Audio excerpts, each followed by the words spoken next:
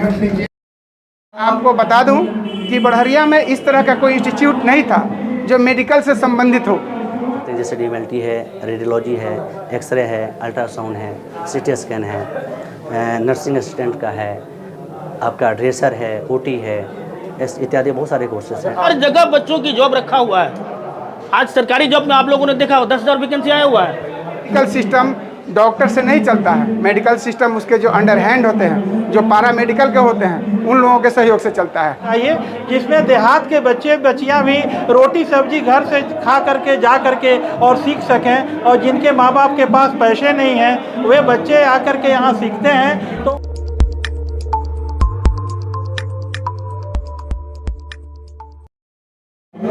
देखिए, सबसे पहले तो मैं आज बड़हरिया के इस पावन धरती पे, बड़हरिया प्रखंड के, बड़हरिया पूरे विधानसभा के इस पावन धरती पे इतना खूबसूरत और इतना सुंदर इंस्टीट्यूट का उद्घाटन हुआ, उसके लिए बहुत ही खुशी व्यक्त करता हूं। और इसके साथ ही आप सभी लोगों को, आप लोगों के चैनल के माध्यम से इस खुशी का इजहार जितने हमारे दर्शक होंगे उन लोगों के साथ भी मैं करता हूं। आज बड़हरिया के इस पावन धरती पे आरके पारा मेडिकल ट्रेनिंग इंस्टीट्यूट का उद्घाटन हुआ।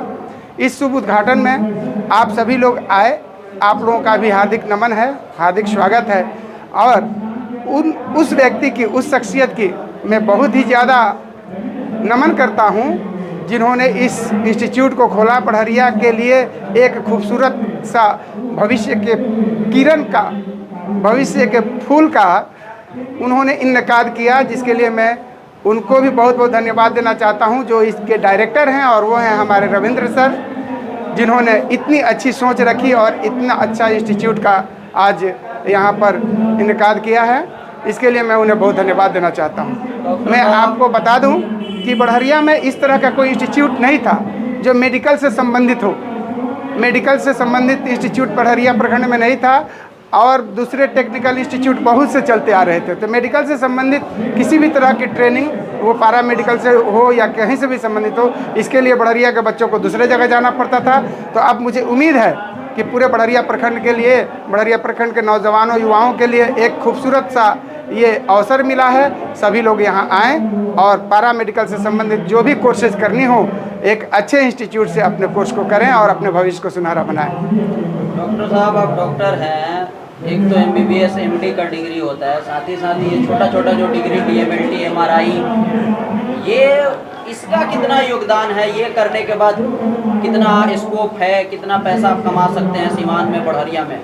देखिए, पैसे की बात नहीं है। जहाँ तक योगदान की बात आप करते हैं, तो योगदान पे हम आपसे एक बात की चर्चा करेंगे कि कोई भी इंस्टीट्यूट हो, एक मिसाल के तौर पे मैं बता रहा हूँ, किसी इंस्टीट्यूट का सबसे निचला पहलू जो होता है वो आदेशपाल होता है, जो कि गेट को खोलता है और साफ सफाई करता है, और तब इंस्टीट्यूट या तब वो संस्था आगे बढ़ती है।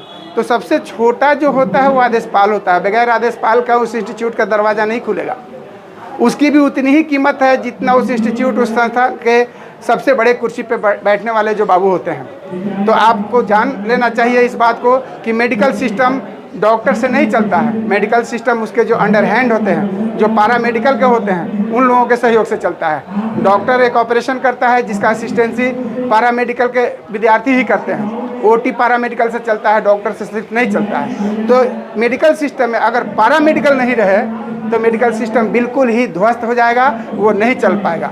इसीलिए आप ये जानिए कि डॉक्टरों की कीमत, डॉक्टरों का चलना, डॉक्टरों की सारी योगदान उसके अंडर हैंड जो पारा मेडिकल के होते हैं उन्हीं के द्वारा होता है। इनकी कीमत उस डॉक्टर के बराबर होती है जो डॉक्टर किसी सिस्टम को चलाते हैं। तो ये जाने, भले ही उनके पैसे कम होते हैं, लेकिन उनका कार्यशैली, उनका क्रियाकलाप एक डॉक्टर से ऊंचा होता है, क्योंकि डॉक्टर साहब एडवाइस कर देते हैं, राय करके वो अपना कुर्सी पकड़ लेते हैं। और जो पैरामेडिकल वाले लोग होते हैं वो मरीज़ के साथ लगे रहते हैं और उसकी सेवा करते रहते हैं। तो मेरे नज़रों में उनके बगैर मेडिकल सिस्टम चलने वाला नहीं है। और मैं ये भी बता दूं कि चाहे कोई दूसरा फील्ड कोई भी हो, हर फील्ड से, हर क्षेत्र से सबसे अगर अच्छा कोई क्षेत्र है तो वो मेडिकल क्षेत्र है, जिसमें पैसा भी कमाया जाता है और सेवा भी दिया जाता है।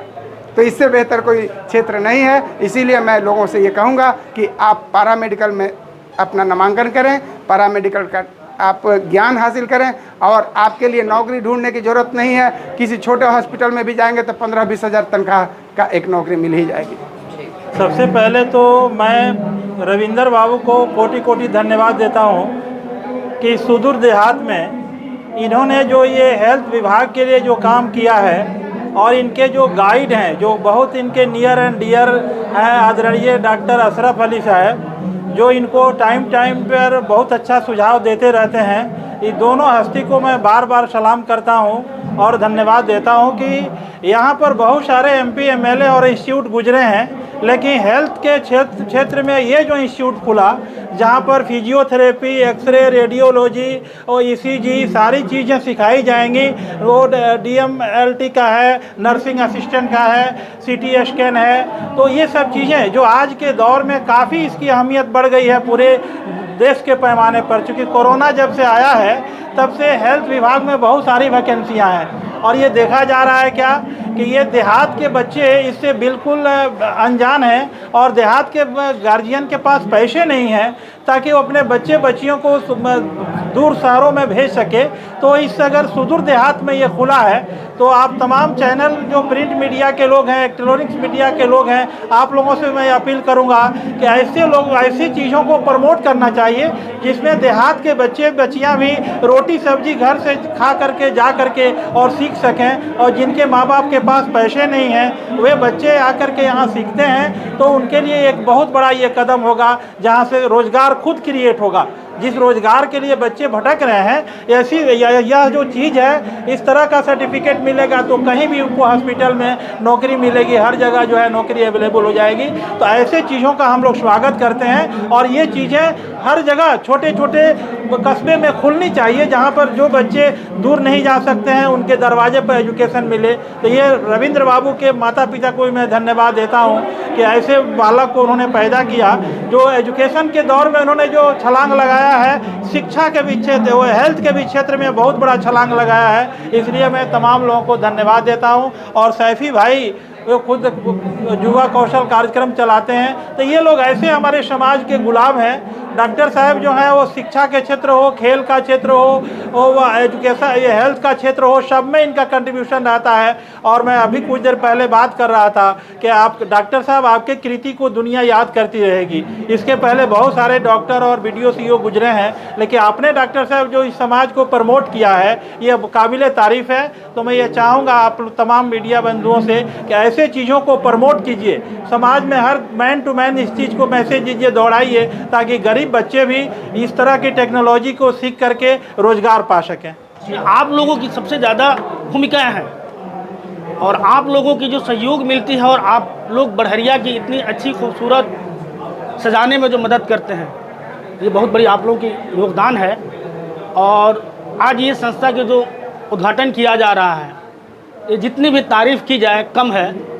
हमारे डॉक्टर साहब, प्रोफेसर साहब, इन लोगों ने बड़ी तहसील से इन्होंने बताया है। रविंदर बाबू की जो सोच है, पहले से भी एक चांद इन्होंने साइंस की एजुकेशन दे रहा था, लेकिन आज एक मेडिकल क्षेत्र में जो आज की डेट में इस चीज़ की बहुत ज़्यादा अहमियत है, चाहे सरकारी जॉब से ले लीजिए, चाहे इस तरह से ले लीजिए, हर जगह बच्चों की जॉब रखा हुआ है।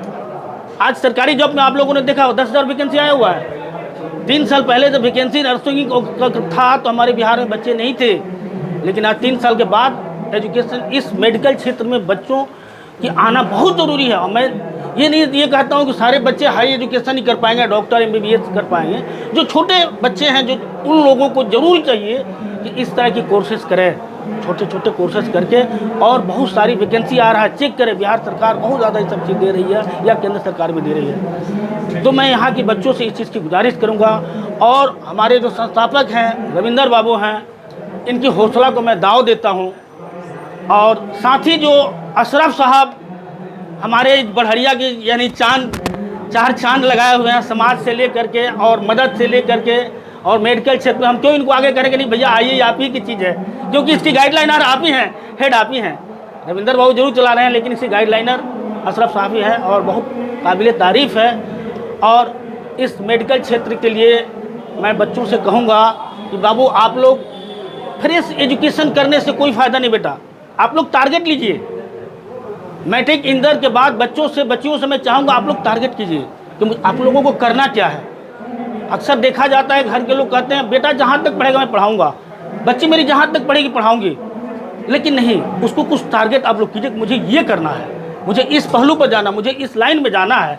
तो आप लोग जब टारगेट करेंगे तो अवश्य मैं समझता हूँ कि आप लोगों की मेहनत कामयाबी मिलेगी। और इस छोटे यानी जो छोटे छोटे अभी जब पैरामेडिकल और इस तरह के नर्सिंग असिस्टेंट वगैरह जो रविंद्र बाबू लाए हुए हैं, मैं चाहूँगा कि अपने क्षेत्र के बच्चे को कि ज़रूर इस चीज़ की तैयारी करें और तैयारी करके आप लोग अप्लाई कीजिए। आप लोगों की जॉब रखा हुआ है। मैं दावत हम लोग फील्ड में यहाँ से लेकर प्रदेश तक हर जगह घूम रहे हैं, तो आप लोग तो मैं ये मेरी गुजारिश है ज़्यादा से ज़्यादा बच्चे आएँ। फ्री ऑफ कॉस्ट सरकार कंप्यूटर भी करा रही है, हर चीज़ करा रही है। और ये एक चीज़ ऐसी चीज़ है मेडिकल क्षेत्र की, आप लोगों को अब पटना और दूसरी जगह नहीं जाना पड़ेगा, बड़हरिया में कीजिए। आप लोगों के फील्ड में थे, उसके बाद अब मेडिकल के फील्ड में आ गए हैं, कैसे प्लानिंग हुआ, कैसे ये सोच लिया आप? सर सोच लिया तो क्योंकि बढ़िया में ये चीज़ नहीं है और बढ़िया के बच्चों को जो है बहुत दूर दूर जाना पड़ रहा था, और खास करके हमारी भतीजी ही है, उसी का एडमिशन लेना था हमको, DMLT कराना था, तो उसके लिए हमको उसको दूर भेजना पड़ रहा था और जाने आने के लिए साधन जो है बहुत कम पड़ रहे थे और घर पे भी मेंबर जो है कम हो रहे हैं। इसलिए बढ़िया के लोग के लिए मैंने बढ़िया इंस्टीट्यूशन खोलने का मतलब है कि यहाँ के जो लोकल बच्चे हैं वो हमारे पास यहाँ से बहुत सारे कोर्स कर सकते हैं, जैसे DMLT है, रेडियोलॉजी है, एक्सरे है, अल्ट्रासाउंड है, CT स्कैन है, नर्सिंग असिस्टेंट का है, आपका ड्रेसर है, OT है, इत्यादि बहुत सारे कोर्सेज हैं। आप अल्ट्रासाउंड का जो कह रहे हैं वो टेक्नीशियन बनाएंगे आप? Technician sir, technician, sonographer technician, paramedical में टेक्नीशियन ही बनाएंगे? जी जी जी जी। तो ये कितने दिन का ये ऑन एन एवरेज ये कोर्सेज जितने भी हैं आपके पास? 1 साल और 2 साल का है सर। 1 से 2 साल के जी, डिप्लोमा? 1 साल का डिग्री और 2 साल का डिप्लोमा।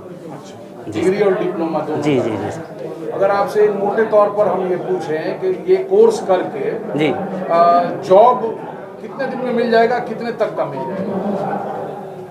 अब तो सर ये कुछ अभी जो इसका डिमांड है लगभग 15-20 हज़ार रुपया हर हॉस्पिटल वाले दे रहे हैं, और उससे बड़ी बात है कि सर ये करने के बाद से, एक्सपीरियंस लेने के बाद से अपना खुद का भी खोल सकते हैं। उसमें लिमिटेड पैसा है सर, इसमें पैसा का कोई लिमिटेशन नहीं है कि आप कितना पैसा कमा सकते हैं। एक अल्ट्रासाउंड टेक्नीशियन 1 महीने में 80,000, 90,000, 70,000 रुपया लेता है टेक्नीशियन। अगर किसी अच्छे अल्ट्रासाउंड सेंटर पे वो काम कर रहा है तो उसका पेमेंट 80-90 हज़ार रुपया। अच्छा, तो इसकी कोई सीमा नहीं। कितना पैसा लगता है अगर हम बात करें 1 साल या 2 साल का जो कोर्स है आपका? सर अभी तो फी क्राइटेरिया जो है हम लोगों ने कहा 1 साल का 35,000 और 2 साल का जो है 60,000 रुपया है, जो किस्त वाइज पैसा देना है। वन टाइम 50-60 हज़ार रुपये ले 50-60 हज़ार बच्चा आता है जी जी जी, तो यहाँ से पढ़ लेगा एकदम आसानी से सर। बड़हरिया में ही क्यों खोले? बढ़िया में सर ये बढ़िया हमारा क्षेत्र है और हम चाह रहे हैं कि पहले अपने क्षेत्र को डेवलप करें। क्या है टर्म कंडीशन, क्या है, किस तरीके से एडमिशन होगा? टर्म ऑफ कंडीशन सर बहुत ही स्लो रखा गया है। अभी तक जो हम लोग जो है एडमिशन हम लोग अभी फ्री रखे हुए हैं सर, 1 साल तक, 1 महीने तक जो है एडमिशन फ्री रखे हुए हैं। एडमिशन का कोई चार्ज नहीं है। क्या चाहिए आपके एडमिशन करवाने के लिए? कम से कम मैट्रिक और इंटर होना चाहिए। मैट्रिक या इंटर? जी मैट्रिक या इंटर होना चाहिए। कुछ क्लास कोर्सेज कितना देर होगा डेली? सर डेली क्लासेस से 10 बजे से लेकर के 1 बजे तक क्लासेस है। ठीक।